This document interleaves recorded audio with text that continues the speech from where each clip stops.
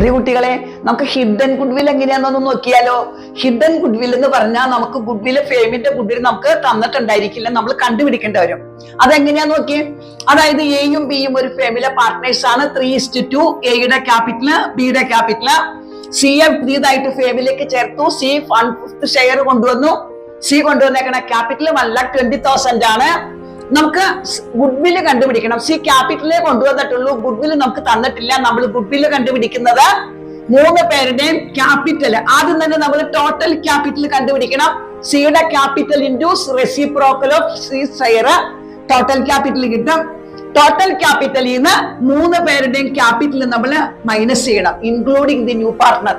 അപ്പൊ നമുക്ക് goodwill of the fame കിട്ടും.